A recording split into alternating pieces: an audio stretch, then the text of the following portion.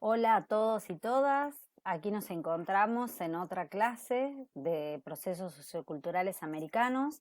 En este caso nos vamos a adentrar en la unidad 3, ¿sí?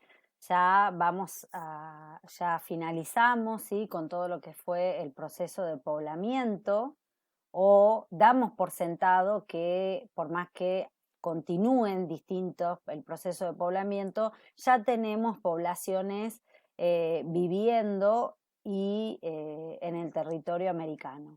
Por eso vamos a comenzar hablando sobre el proceso de sedentarismo en América. Siempre, cuando se habla de sedentarismo en América, en todo el mundo, a nivel mundial, pero sobre todo en América, se vincula al sedentarismo a un tipo de sociedad que se la denomina como sociedades cazadoras-recolectoras complejas, ¿sí?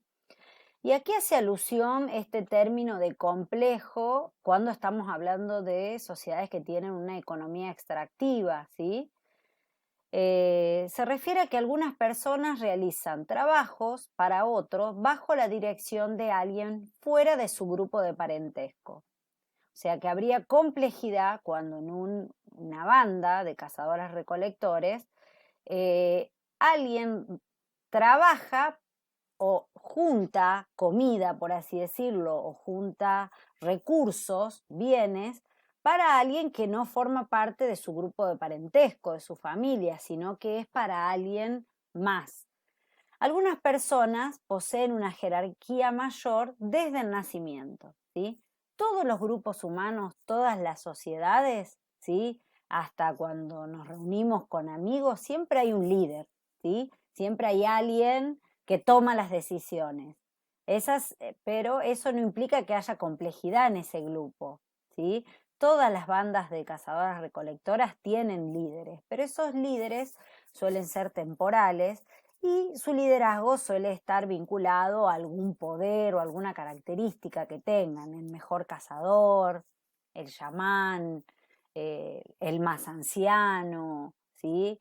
La mujer que más hijos tiene. En una sociedad ya sería compleja cuando esa jerarquía viene dada de nacimiento y no porque esa persona tenga una característica o una habilidad, ¿sí? Por encima de las demás. Según Arnold, ¿sí? Según Denise Arnold, ella hace una definición de las sociedades cazadoras recolectoras complejas, ¿sí?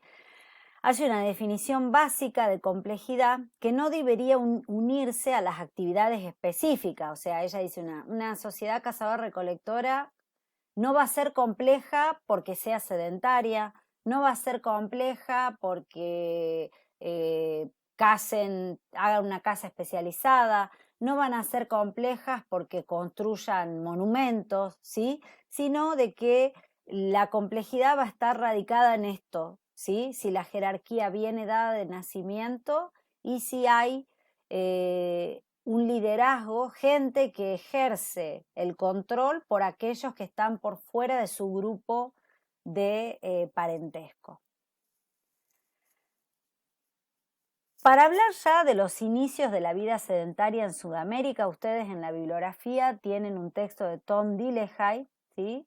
Del año 2013, en donde él hace toda una revisión muy completa, ¿sí? De cómo se da el proceso de sedentarismo en América del Sur, cómo estas estas poblaciones, ¿sí? Luego que pueblan el continente sudamericano, cómo comienzan a eh, territorializarse, ¿sí? A quedarse de manera más fija en un territorio y llegar a ser sociedades completamente sedentarias.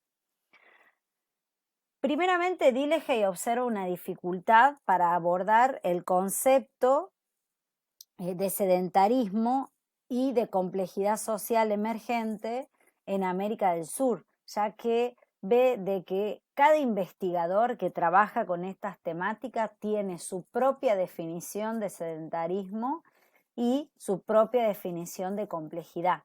Por eso yo les daba al inicio de la clase la definición de Denise Arnold, que me parece que nos parece a la cátedra la que más se ajusta, y en esto coincidimos con Tom Dillehay, ¿sí?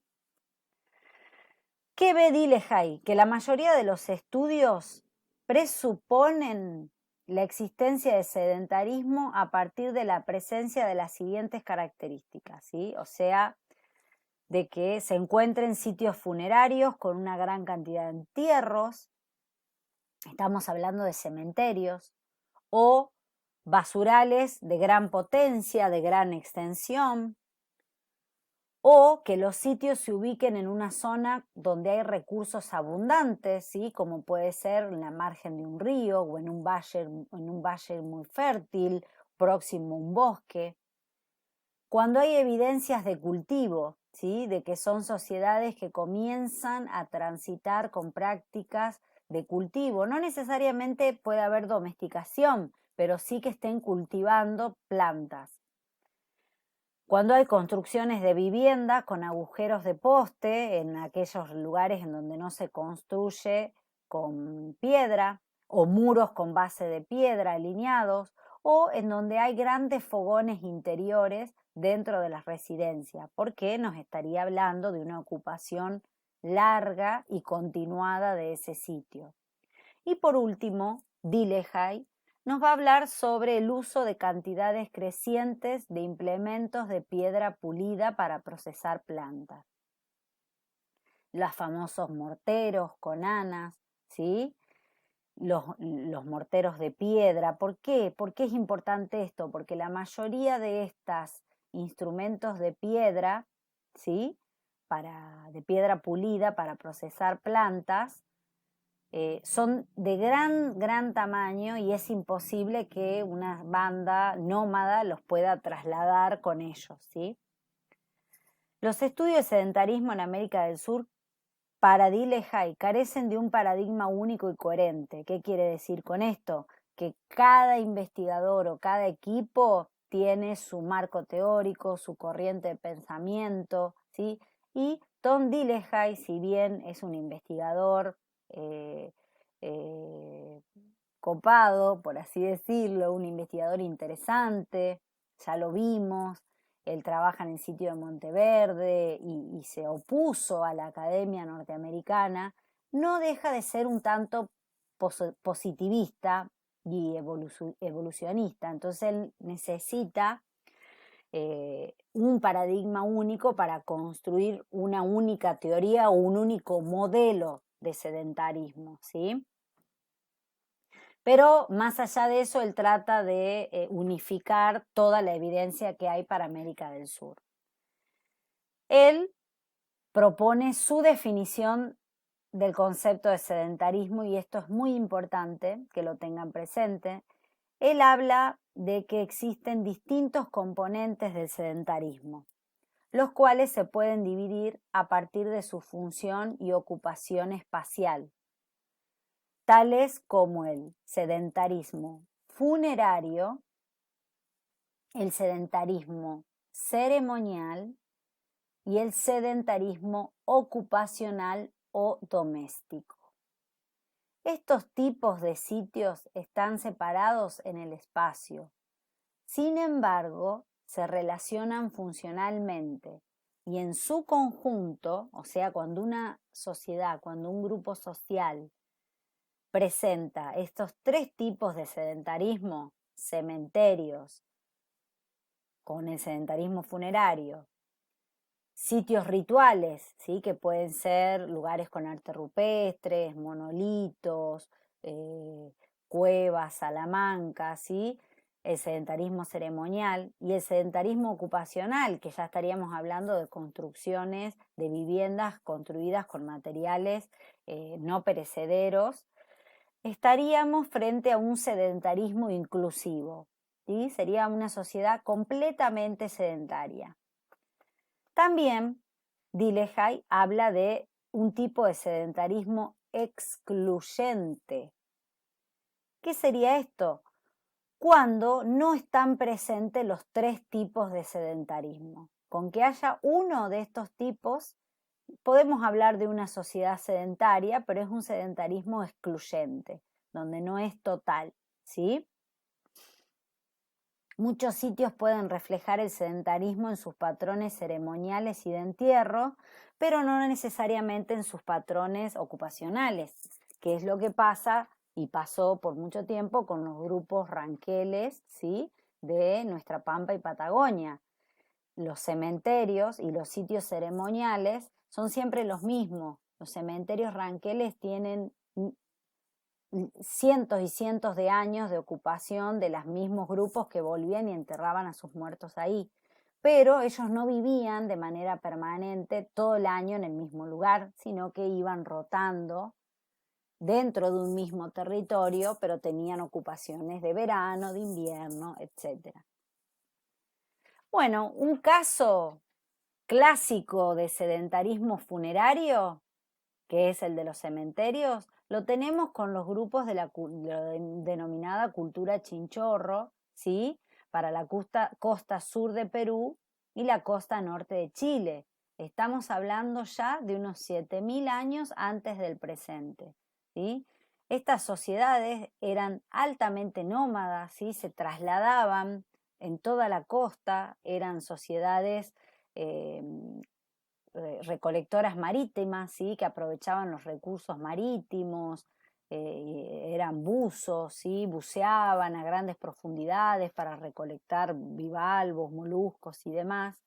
Ellos tenían un ritual funerario que implicaba la momificación, ¿sí?, de los cuerpos, y tenían, ¿sí?, los cementerios eran permanentes. Hay registros de por más de miles de años, ¿sí?, de que volvían a los mismos cementerios a a visitar a sus antepasados y a dejar a sus muertos momificados. Un ejemplo de sedentarismo ceremonial, ¿sí?, lo tenemos en las zonas de Puna, ¿sí?, en el altiplano. ¿Qué serían? Son especies de templos o lugares en donde se realizan rituales o actos sagrados, independientemente del área habitacional. O sea, no están vinculados a sitios de vivienda. Estos sitios pueden o no estar asociados con entierros humanos. ¿Cuáles serían unos ejemplos? Los pequeños montículos rituales en el cementerio del Valle de Nancoc, del sitio de Nancoc en el Valle de Saña, en Perú, ubicados a unos pocos kilómetros de los sitios domésticos, o directamente el templo de Tulán, aquí en la Puna de Atacama de Chile, que está totalmente desvinculado de cualquier sitio doméstico, pero es un templo que fue recurrentemente visitado, ¿sí?, por las poblaciones que se desplazaban en ese territorio. Y bueno, ya el sedentarismo ocupacional se refiere directamente a un sitio doméstico que puede o no estar asociado a un cementerio o un centro ceremonial. Generalmente este es el tipo de sitio que más asociamos a la palabra de sedentarismo, a la casa, ¿sí?, a que vivan todo el año en un mismo lugar. Desde la antropología, los estudios etnográficos han demostrado que es muy difícil determinar o identificar la presencia de sedentarismo a partir de un solo rasgo o punto de vista. En la arqueología, el sedentarismo frecuentemente se asoció con cazadores-recolectores complejos y con agricultores incipientes. Tillehey propone que las razones por las que una población adopta el sedentarismo deben buscarse más allá de las causas económicas o de subsistencia y focalizarse en aspectos más sociales, no solo en el interior de los grupos, sino también cómo estos grupos se relacionan con los otros, porque ubicarse en un territorio y quedarse permanentemente en un territorio también implica que alguien que quizás antes transitaba ese territorio ahora te tiene que pedir permiso para transitar por ese territorio. Centrándonos en el contexto del sedentarismo, hay que aclarar que la producción de alimentos no es un requisito previo al sedentarismo en América del Sur, porque existen suficientes evidencias, y ustedes lo van a ver en la bibliografía, de sedentarismo en todo el continente para épocas tempranas, con economías marítimas asociadas con aldeas sedentarias del litoral.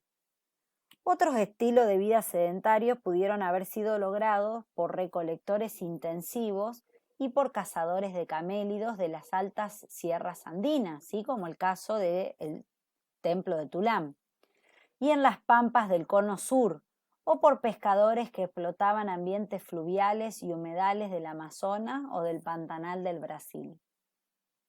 Para Dile Hay, las redes de intercambio debieron haberse extendido entre comunidades permanentes, y esto habría generado la circulación de recursos desde lugares lejanos. Es decir, que una inversión creciente en la vida sedentaria probablemente fue acompañada por la expansión de redes sociales entre diferentes asentamientos y por una explotación ampliada de especies vegetales y animales dentro de los hábitos circundantes. O sea, ¿qué quiere decir? Dile Hay, cuando comenzamos a ver que aparecen productos de la costa en plena selva y productos de la selva en la costa, es porque ya estamos frente a sociedades sedentarias, ¿sí? No es que una persona viajó desde la costa del Pacífico hasta el Pilcomayo para buscar determinado pez, ¿sí? Un sábalo que estaba en el río Pilcomayo, ¿sí? Sino de que en realidad son las sociedades que están sedentarias ya en estos lugares, intensifican sus redes comerciales o sus redes de intercambio, como le decimos nosotros, para América del Sur. Las poblaciones aparentemente desarrollaron de manera independiente distintos tipos de sedentarismo en muchas regiones de América del Sur. Pero las formas de los sitios frecuentemente han demostrado similitudes en la organización del espacio. Por ejemplo, la mayoría de las aldeas tienen plazas abiertas. Y en algunos casos, en cuanto a la colocación de arquitectura monumental y simbólica en lugares prominentes. Esto además incluye la estipulación de beneficios percibidos a lo largo y al corto plazo, ¿sí? A partir de la inversión para el dominio físico, tanto de objetos portables como del espacio, con el objeto de marcar una acción significativamente social. Además, el uso de redes de intercambio y circulación de objetos aumentó la transferencia de información, porque no solo son los objetos lo que se intercambia, sino mucha información y mucho conocimiento. Entonces, para Tom Dillehay es a partir del proceso de sedentarismo en donde se aceleran todos los procesos que tienen que ver con la cultura, con las creencias, con las tecnologías, con el desarrollo de nuevas tecnologías como la agricultura, la alfarería, etcétera, la textilería.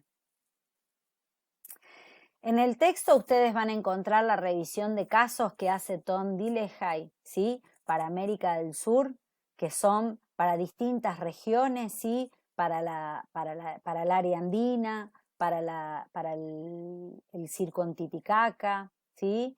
Para la meseta central brasileña, ¿sí? Yo acá los voy a pasar rápido porque ustedes lo tienen en el texto de Dillehay en la bibliografía, ¿sí? Va a hacer la revisión de casos de las sierras y las llanuras tropicales del noroeste. Estamos hablando de Colombia y Ecuador, ¿sí? Y Panamá, y estamos hablando de evidencias de sedentarismo hacia 6.000 años antes del presente, vinculados a una economía de pesca sobre todo y algún cultígeno. Aquí están los sitios más importantes de Colombia, Puerto Hormiga y San Jacinto, ¿sí? Miren todos los basurales que se encontraron en este sitio. Miren la profundidad de la excavación. Otros de los sitios, sí, que ya estamos hablando de Ecuador, son los sitios de la cultura de Las Vegas, ¿sí? En donde comienza a haber nuevamente cultígenos y uso de recursos, sobre todo una economía de recursos costeros, ¿sí? De recolección de moluscos y pescas de la costa del Pacífico. Aquí está la península de Santa Elena y donde se desarrollan esta sociedad de Las Vegas.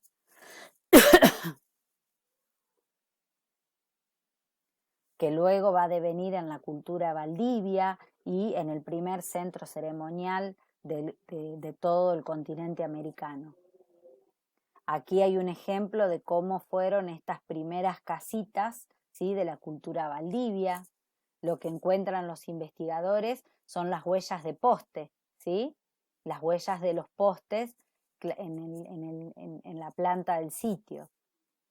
Para las llanuras desérticas de Perú y Chile hay toda una suerte de sitios fechados entre el 6.500 y 5.000 años antes del presente, todos sin presencia de alfarería, ¿sí? Y sin evidencia de agricultura, ¿sí? Bueno, como les decía, están Chinchorros de 7.200 años de antigüedad. Ahí Dilthey se toma tiempo para describir un poquitito a estas sociedades tan particulares que a su vez fueron las primeras, son las más antiguas, la sociedad más antigua en todo el mundo en desarrollar técnicas de momificación de los cuerpos.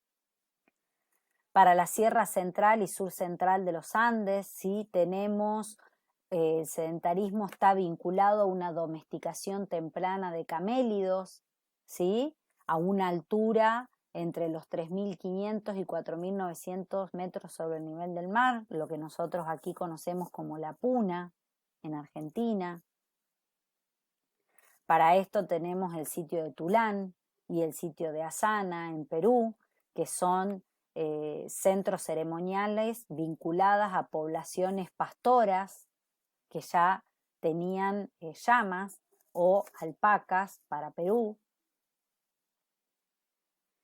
Para la cuenca amazónica, ¿sí? Tenemos también sitios en donde en algunos de ellos hay evidencia de cultivos incipientes, y en la zona de Tapariña, ¿sí? Miren los fechados que les estoy hablando, ¿sí? De inicios de sedentarismo, 9.250 años antes del presente, es muy temprano, ¿sí? Estas ya estamos hablando de sociedades que están totalmente consolidadas, identificadas con un territorio, ¿sí? No estamos hablando de sociedades recién llegadas a América, ¿sí? No estamos en poblamiento, estos ya son sociedades consolidadas que se están volviendo sedentarias, que conocen totalmente la región, y es más, para la cuenca amazónica ya estamos hablando de producción de alfarería para estas fechas tan tempranas y el inicio de la domesticación de plantas. ¿Sí? Aquí tienen para ver excavaciones de los sitios en la zona de Santarém, ¿sí? En Brasil. También para la zona costera, ¿sí? Tenemos los famosos sambaquíes, todo el litoral de Brasil, Uruguay y Argentina. En Argentina nosotros los conocemos como cerritos a estos sitios, ¿sí? Son esa montaña que ustedes ven ahí es una acumulación de residuos, ¿sí? Hecha por el hombre. En su mayoría son de bivalvos, ¿sí? De conchales, de conchas de caracol o de bivalvos o de moluscos. Y bueno, y para ir concluyendo con el tema de los sedentarismos en América del Sur, Dilthey concluye de que las formas sedentarias en Sudamérica fueron más diversas y distintas de lo que previamente el mundo académico había sugerido. Existe una continuidad temporal entre los modos sedentarios y los mundos sociales y materiales en las tierras bajas tropicales del Oriente y parte de los Andes norteños y surcentrales, donde el sedentarismo eventualmente conllevó a las sociedades formativas más complejas a derivar en jefaturas, las cuales sobrevivieron hasta los primeros años de la colonia española. Esta va a ser la temática que vamos a ver en la unidad 4. El sedentarismo parece haber ocurrido antes de la aparición de la cerámica en casi todas las partes del continente, como se remarcó en sitios precerámicos de los Andes norteños y centrales. Y bueno, con esto terminamos con la primera clase de la unidad número 3. Nos vemos pronto.